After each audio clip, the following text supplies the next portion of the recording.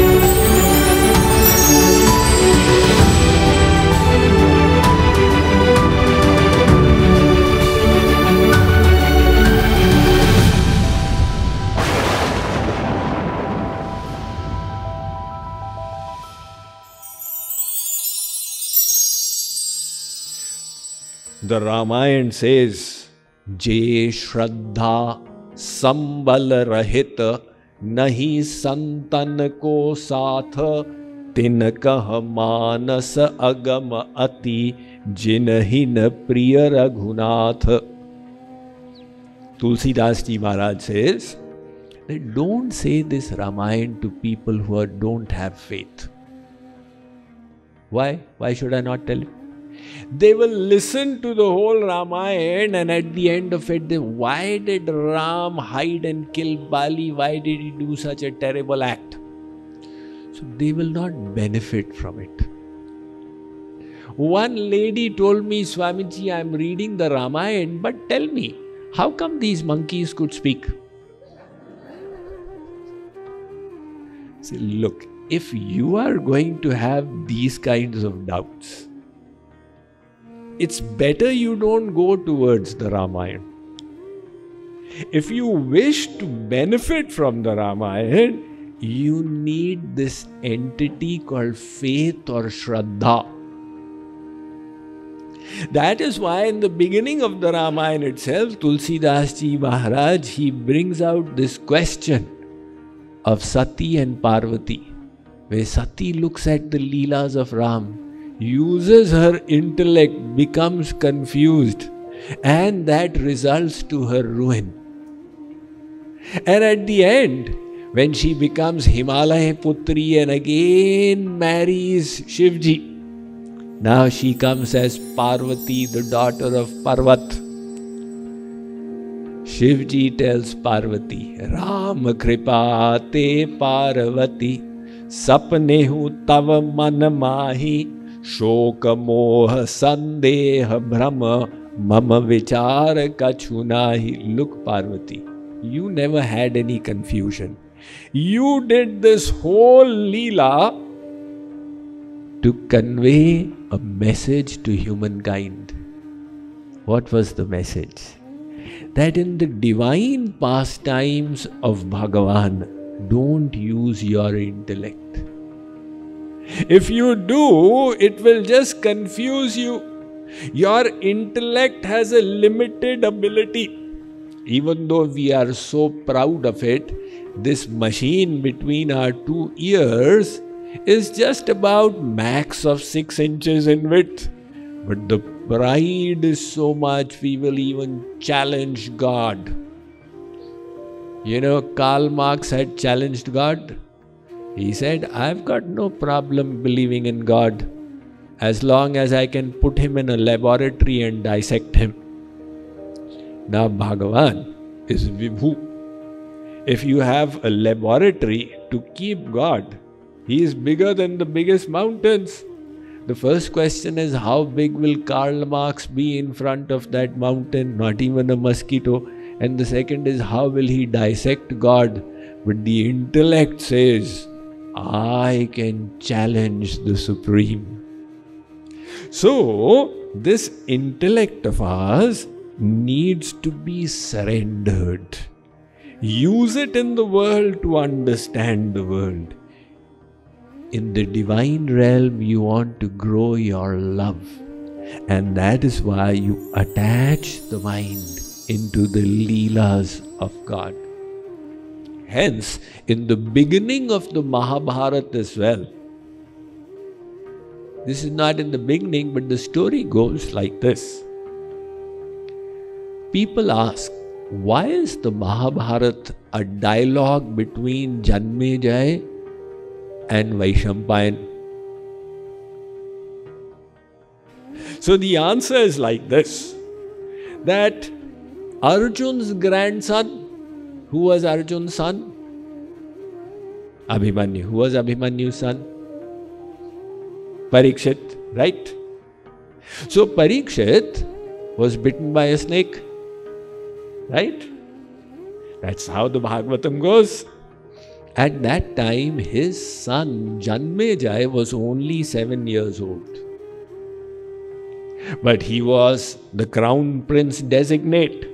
And when Janmejaya grew up, he now took over the reins of the kingdom.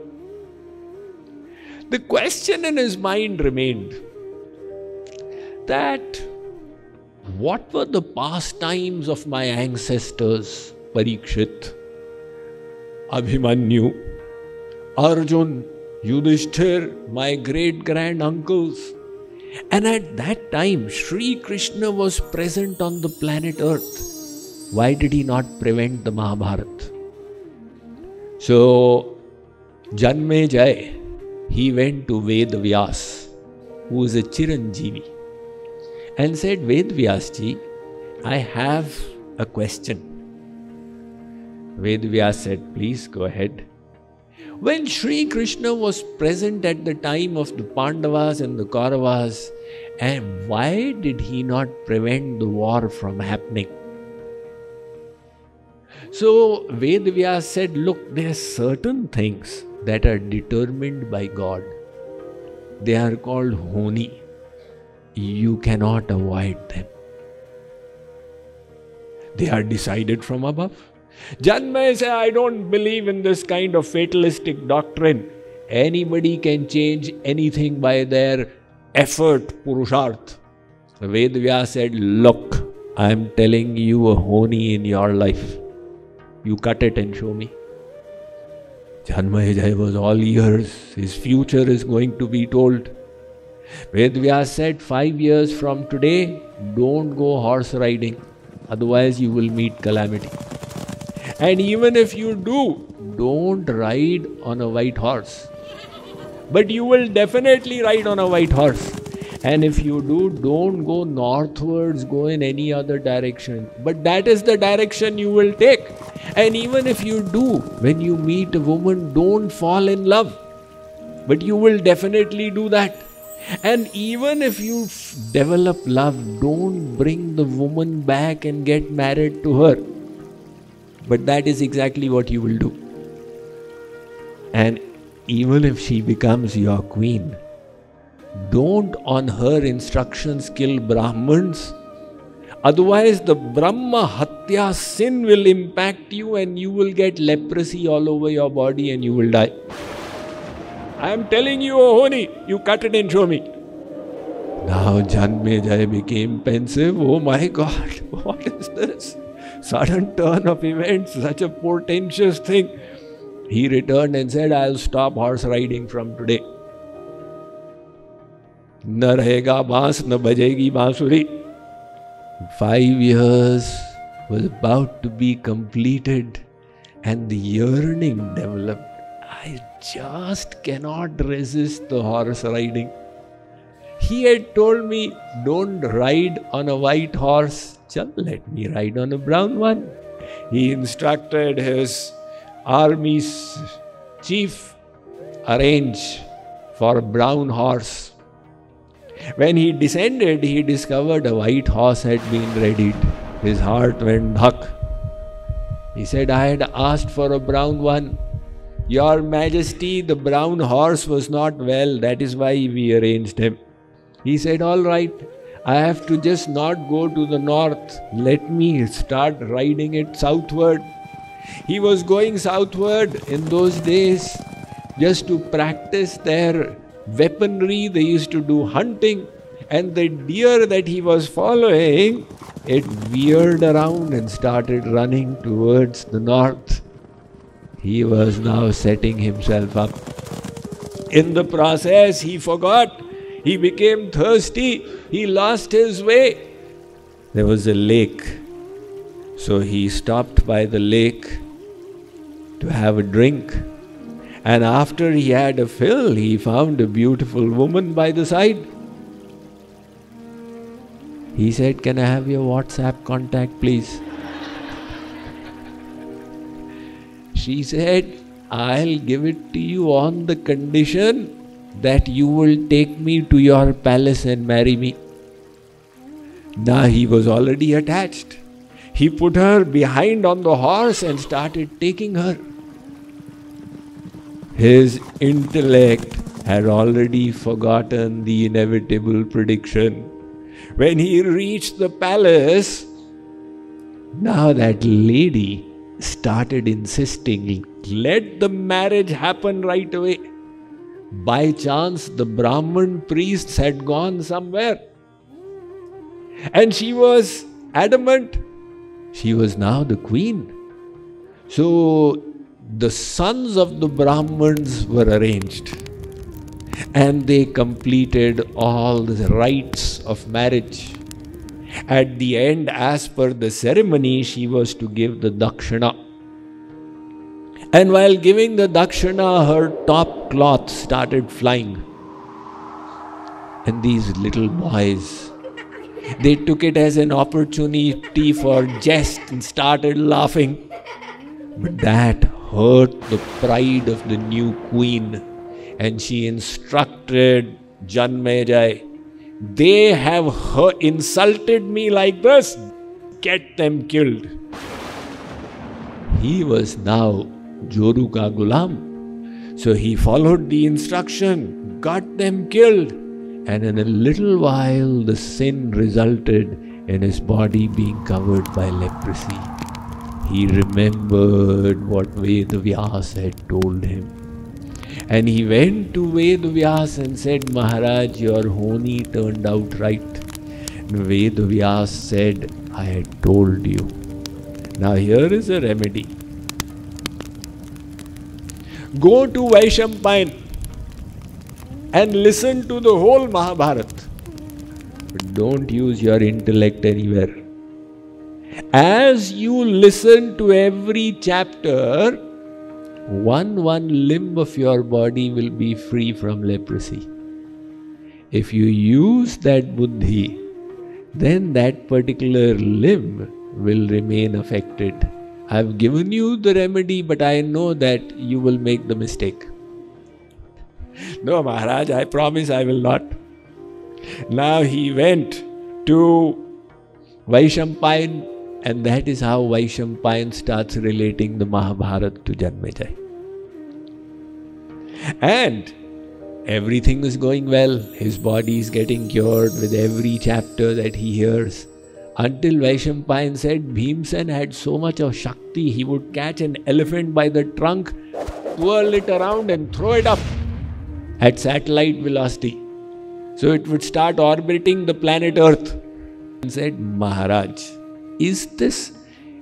Don't give me such kind of hocus pocus. I am a science graduate from Rice University. This is impossible. So Vaishampayan said, you don't believe me? He lifted his hand. One elephant that was still in orbit came and fell down dhar. The point was proved. But Janmejaya's knees remained affected, because of which he passed away. So the story is out there to convey us the message. If you want to benefit from the Mahabharata, if you want to benefit from the Ramayana, then don't make it a subject for intellectual analysis. Learn and drink from the fountain source of wisdom. In this particular case, Sri Krishna is going to describe his vibhutis. Arjun, I am like this, I am like this. And how will people respond? Sri Krishna had such a big ego, he kept on praising himself. That is why Sri Krishna says, Arjun, this kind of knowledge is revealed to devotees. If you have faith, there's so much to benefit from it. Let us see.